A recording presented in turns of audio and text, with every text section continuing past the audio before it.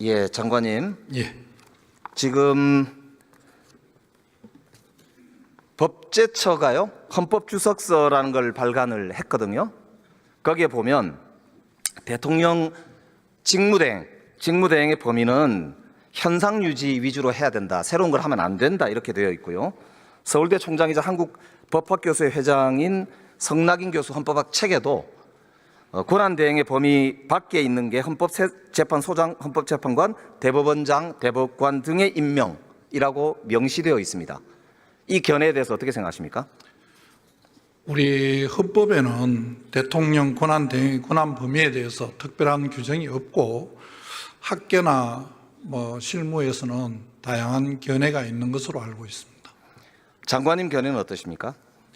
저는 여러 견해 중에 여러 가지 상황을 나누어서 설명하는 경우도 있습니다만 권리와 사고는 다르다고 생각을 하고, 그 다음에 이 헌법재판소 구성을 입법, 사법, 행정으로 나누어서 임명하도록 되어 있는데 지금 문제되는 부분은 행정부 몫으로 되어 있는 부분이라서 총리께서 필요성이 있다면 임명할 수 있다고 생각을 하고 그렇게 총리께서 판단하고 결정한 것으로 알고 있습니다. 자, 한덕수 대행이 12월 26일인가요? 담화문 발표한 내용 아시죠? 거기 보면 헌법기관 임명을 포함한 대통령의 중대한 고유권한 행사는 자제하라는 것이 우리 헌법과 법률에 담긴 일관된 정신입니다 라고 한덕수 대행이 본인 입으로 직접 발표한 발표문이에요. 이때와 지금은 대통령께서 권한 정지 상태인 경우하고 완전히 거리된 상태하고 상황이 좀 다른 거 아닌가 생각을 합니다. 지금 법꾸라지의 면모를 지금 정확하게 보여주시는 거거든요. 표현이 좀 과하십니다.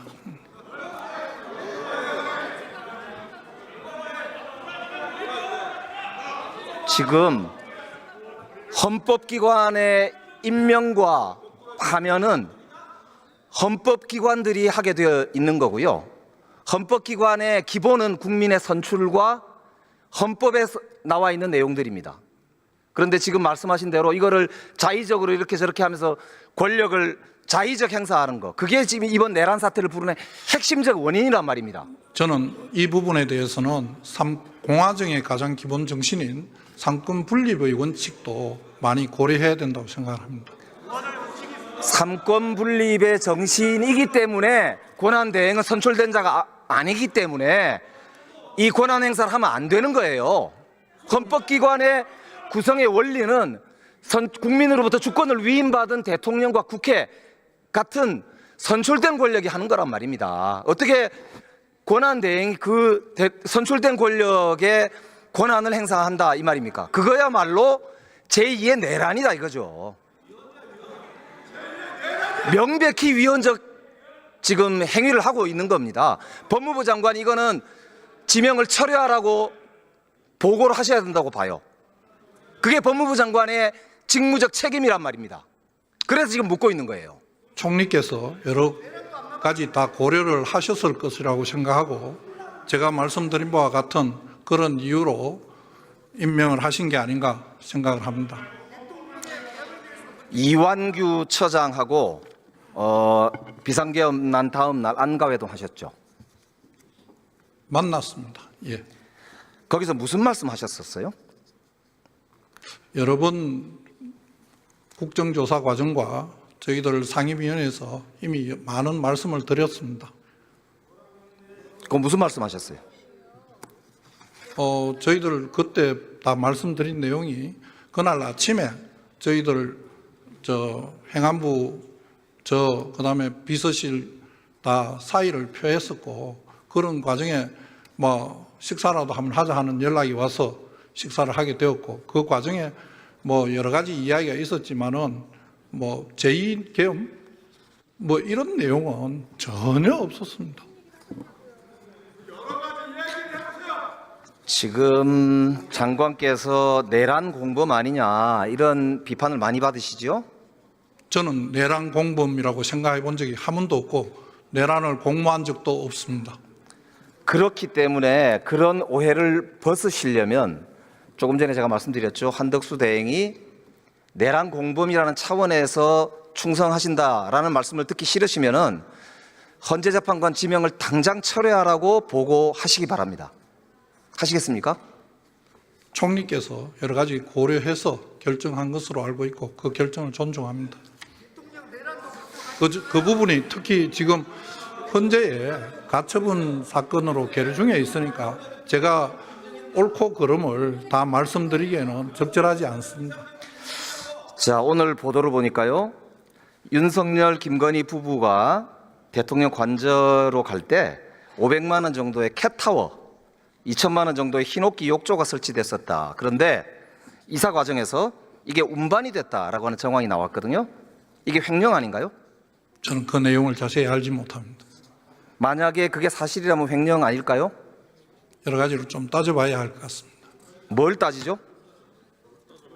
어떤 경위로 했는지 우선 사실관계를 제가 모르니까 대답을 드리기가 좀 어렵습니다. 자, 그러면 최근에 한 일주일 정도 사이에 관저 가신 적 있나요? 제가 네. 저는 직무정지를 당한 상태라서 어디로 가지를 못합니다. 대통령이 지금 그 파면 이후에 사적 만찬을 즐겼다고 나오잖아요. 모르겠다. 알지를 못합니다.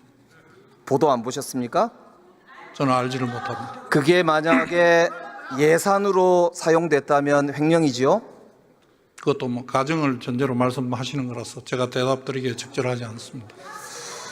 이게 유력 정치인의 부인이 사적으로 법인카드를 썼다고 해서 김혜경 씨의 경우에 검찰이 수사를 어마어마하게 했잖아요. 이거 수사해야 되겠죠? 내용을 확인해 봐야 될 것 같습니다. 이게 확인이 되면 수사하시겠죠? 검찰에서 수사 필요성이 있으면 제가 지금 당장 모르겠는 부분이 그런 내용이 검찰이 직접 수사권 범위에 들어가는지를 우선 정확하게 잘 모르겠습니다. 제가 확인해 보겠습니다. 확인하고 필요하면 말씀드리겠습니다. 확인하시겠다고 분명히 말씀하셨습니다. 그 내용을 사실관계를 확인해 보겠습니다. 우선. 그 사실관계가 확인이 되면 수사가 필요하다는 거는 당연히 인정하실 거죠? 수사의 필요성은 사실관계가 우선 뭔지 의원님께서 말씀하신 내용은 지금 언론에 나온 걸 말씀하시는 거 아니겠습니까? 저는 언론 그 보도를 보지를 못했습니다. 그래서 우선 그 내용부터 확인해 보겠습니다. 우리 법무부 장관은 수사 지휘권이 있지 않습니까? 수사 지휘권은 구체적인 사건에 대해서 있습니다. 예. 그래서 예. 내란 우두머리 혐의로 지금 정말 우리 대한민국 역사를 정말 어떻게 표현해야 될까요? 박살을 낸 내란 우두머리 혐의를 받고 있는 분입니다. 이런 분이 이런 횡령을 하는데 법무부 장관이 그렇게 소극적으로 답변하셔야 되겠습니까? 사실 확인해 보겠습니다. 이런 사실 확인되면 바로 수사하시기 바랍니다. 확인하겠습니다. 자, 그러면 지금부터 잠시만 주목해 주시기 바랍니다. 제가 구독자분들을 위해서 선물 하나를 준비했는데요. 제가 항상 여러분들께 드리는 말씀이 있습니다. 뉴스만 평소에 잘 챙겨보셔도 돈이 되고 돈을 벌 수 있다라고 말씀을 드렸는데요. 여러분들은 여기 보시는 삼성전자 뉴스를 보고 어떤 생각이 드세요? 아니면 정치인들의 뉴스, 날씨 뉴스를 보고는 어떤 생각이 드시나요? 그냥 뉴스만 보고 끝내는지 아니면 이 뉴스를 어떻게 이용할 수 있는지 이 부분을 고민하고 계시는지를 되물어보고 싶습니다. 그 이유가 뭐냐 하면 제가 지난번에 여러분들께 뭐라고 말씀을 드렸었죠? 지금은 반도체 섹터를 눈여겨보셔야 한다고 말씀드렸습니다. 그리고 나서 이런 썸네일들 뉴스를 통해서 많이 보셨을 겁니다. 반도체 내용이 이슈가 됐을 때 부자들은 어떻게 생각한다? 반도체 관련주들은 뭐가 있는지, 어떤 종목이 가장 좋은지, 어디에 투자해야 돈이 몰리는지 자연스럽게 생각한다고 제가 말씀을 드렸죠. 그 이유가 뭐냐 하면 부자들이 봤을 때는 이슈가 곧 돈으로 이어지고 그 이슈가 나에게 돈을 벌어준다는 경험적 확신이 있기 때문에 부자들은 항상 이런 사회적 이슈를 관심 있게 챙겨본다고 제가 말씀을 드렸습니다. 이번에도 마찬가지인데요. 제가 지난번에 시청자분들과 함께하는 주식으로 수익 내기 이벤트를 진행했었죠. 당연히 100% 무료로 진행을 했었고요. 여기 보시면 아시겠지만 제가 지난번에도 구독이라고 보내주신 모든 시청자분들께 반도체 관련주 중에 가장 크게 급등할 딱 한 종목, 많은 종목도 아니라 한미반도체 한 종목을 여러분들께 추천드렸어요. 그러면서 여기 나와 있는 대로 정확히 얼마에 매수해야 하는지, 그리고 수익률이 어느 정도 나왔을 때 팔아야 하는지를, 이런 부분들까지 여러분들에게 정확히 알려드렸었는데 지금 실제로 어떻게 되었다? 오른쪽을 보시면 아시겠지만 제가 지난번 문자 발송으로 이 한미 반도체를 소개해드리고 나서 실제로 이렇게 5배 이상 어마무시한 상승이 나왔습니다. 100만 원만 투자를 했어도 무려 500만 원이 넘는 수익금이 생긴 거죠.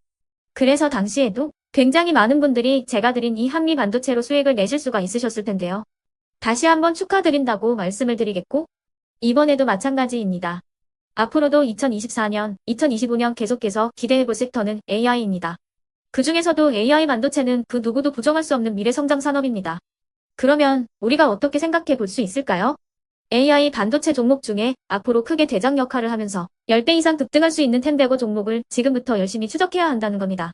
큰 돈을 투자하지 않더라도 월급의 일부분 아주 소액이라도 이 종목을 모아가야 수백 %의 수익률을 손에 쥘 수 있는 것이죠.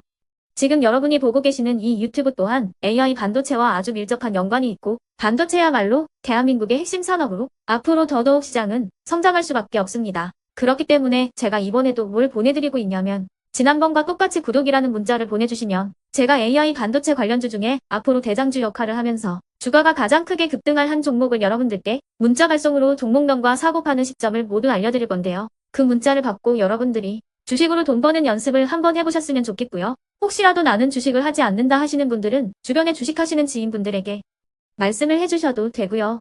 아니면 연세가 있으셔서 투자가 어렵다 하시는 분들은 이 종목을 자녀분들에게 한번 사봐라. 이걸로 한번 수익을 내봐라. 이렇게 조언을 해주실 수도 있는 거겠죠. 그래서 지금 이 영상을 보시는 시청자분들 중에 나도 이번 종목이 좀 궁금하다 하시는 분들은요. 누구나 상관없이 그리고 어느 시간대나 상관없이 부담 없이 010-2514-5930번으로 구독이라는 문자 보내주시면 제가 이번에도 똑같이 무료 추천 급등주 문자를 보내드리겠습니다. 이해되시겠죠? 제 번호 010-2514-5930번으로 구독이라는 문자 보내주시면 여러분들이 직접 이슈를 통해서 돈 버는 연습을 해보실 수가 있는 거고 제가 돈을 받는 것도 아니고 투자를 대신해 드리는 것도 아니기 때문에 부담 없이 신청해 주시면 되는 겁니다. 그리고 수익이 나면 저는 다른 것은 하나도 바라지 않습니다. 제 채널에 구독, 좋아요 한 번씩만 눌러주시라 이렇게 다시 한번 말씀을 드리겠습니다.